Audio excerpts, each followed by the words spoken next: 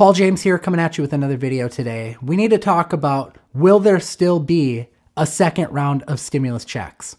I want to talk about everything we know and what's going on with things.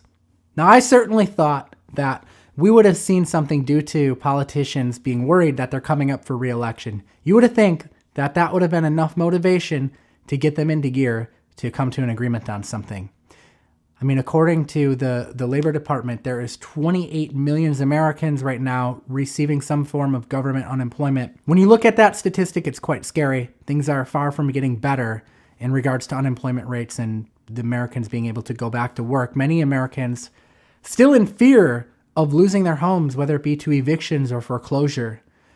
And when you look at our options, I mean, they're not great. We talk about forbearance, which isn't great. You're basically deferring your payment, but that doesn't mean that you're not going to ever have to pay it, right? You're basically deferring it and you're going to have to pay it later. So while it might be an option for the short term, I think it's going to hurt people a lot in the long term. And I think I speak for everyone when I say that we are disappointed with our Senate for not working this out before they left for recess. They went on vacation and now here we sit with a big problem on our hands.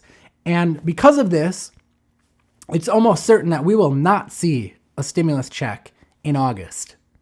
Now, the Trump administration, they were basically forced, I guess you could say, into doing an executive order because the Republicans and the Democrats in Senate could not come to an agreement. They stepped in and they put in an executive order. Now, let's talk about what this order is. Now, the order does touch on evictions, but it still doesn't cover everyone. I mean, think about like landlords, for example, that may lose their properties due to this whole thing. So not a great solution. Let's talk about how this order touched on unemployment, though, and the big problem with it.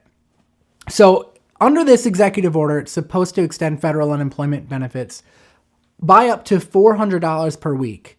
And, you know, it's not the $600 that was before. And even though it's still $400, that kind of sounds good on paper, but it's not as great as it sounds because here's the deal with it and the problem with it.